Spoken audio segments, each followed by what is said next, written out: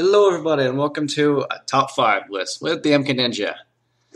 Uh, Anime First Look is the thing I started doing a little past halfway through the year, but it's been a lot of fun doing them, and I will continue to do them in the future, for next year and the year after that, and all that.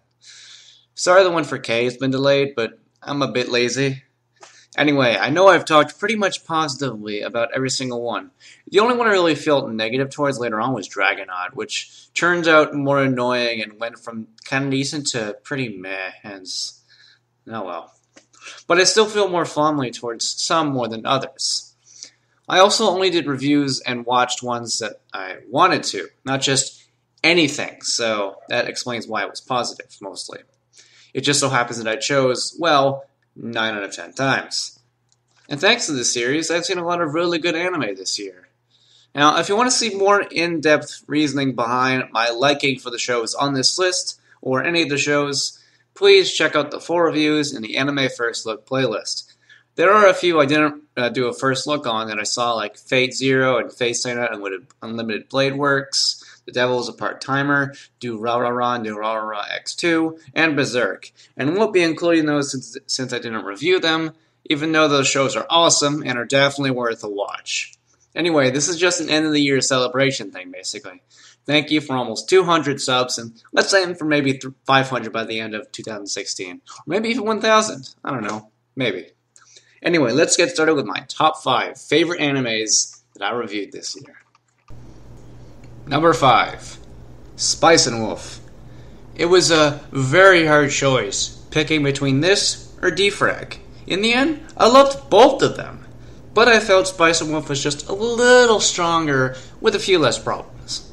The biggest positive of this series is easily the relationship between Holo and Lawrence. Both of them are very strong and likable characters, and they share some fantastic banter between them. Along with that, the show itself still remains interesting with a topic as boring as economics and trading. You don't usually see something like that. It had drama, it had comedy, and it had a lot of heart. Both seasons are very good and portray their journey in a very fun way, keeping me hooked the entire time. Along with that, there's some great music to support the tone of the moments. There are also great side characters, and the romance between Holo and Lawrence is very sweet and believable, being very well developed with their time spent and a lot of the banter going on.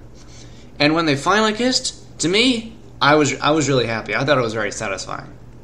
I also think they stopped at a really good point, leaving the rest to the imagination of the viewer, letting them decide how it played out from there. Number 4. Space Dandy. He's a dandy guy in space. Space Dandy is a comedy that does whatever the hell it wants, and that is exactly what's great about it. It's got a very colorful and fun cast of characters to follow through their misadventures, doing pretty much anything they want. One episode they're zombies, the next episode they're going across dimensions, and not in the way you'd think. There is so much craziness and creativity in the show that it's hard not to love. I mean, in just the first episode, I learned to really like it. There are no episodes that I found boring or not funny. They were all great.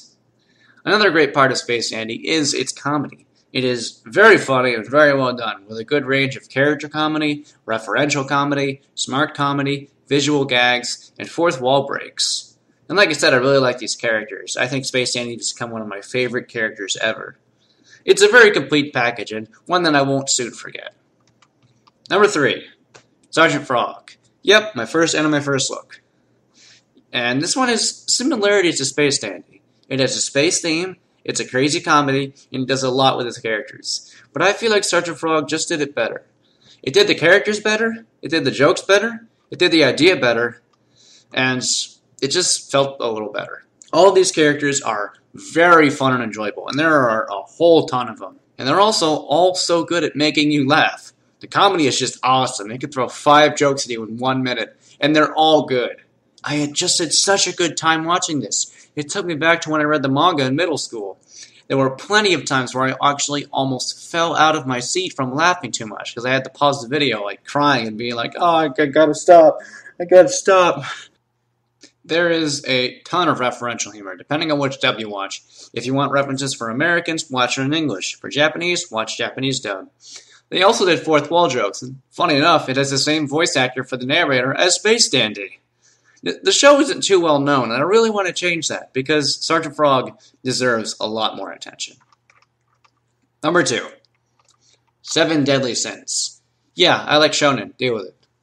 The really long shonen series aren't usually the best in my opinion, as they're kind of overrated. But the shorter, more condensed ones seem to just do it a whole lot better. And this goes for a lot of anime. Generally, the shorter ones that are like 12 or 27 episodes are usually a lot better. And 7 Deadly Sins is no exception, telling a great story with plenty of emotion and drama in just 24 episodes. The show really outdid itself when it didn't ultimately need to, because the manga was really popular, and the show came out like, holy shit, this is good too.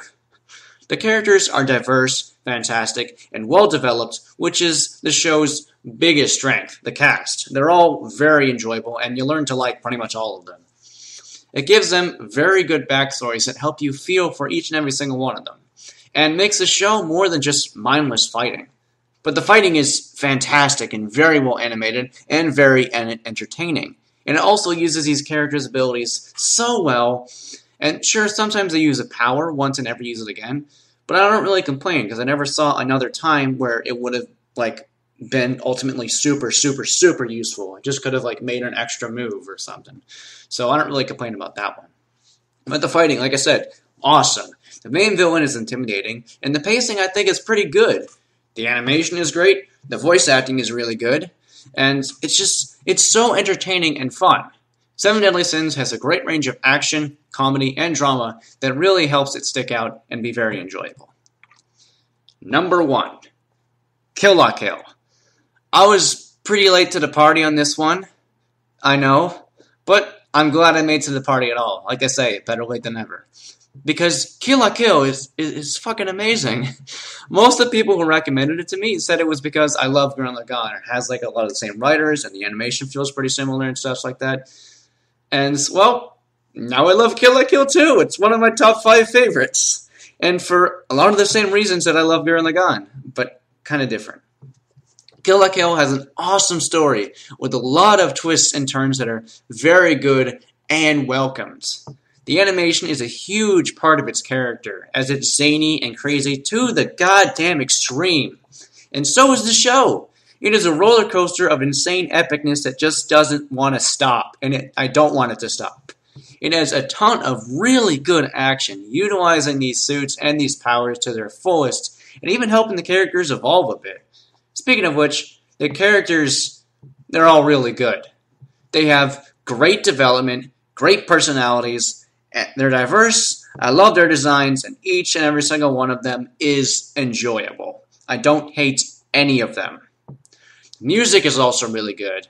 It pumps you up and gets you like, yeah, this is great. And the show has these really great themes and messages, like expressing yourself and not being ashamed of what you are or your body. It's clearly not for everybody. For the market it was aimed for, it succeeds on every single level. It's a super amazing show, and it was the best new anime that I saw this year. So if you guys enjoyed this video, please make sure to rate, and subscribe. Check out my other videos. Also make sure to check out my supporters. And I hope all of you have a wonderful new year. And let's all look forward to 2016. Peace out, suckers.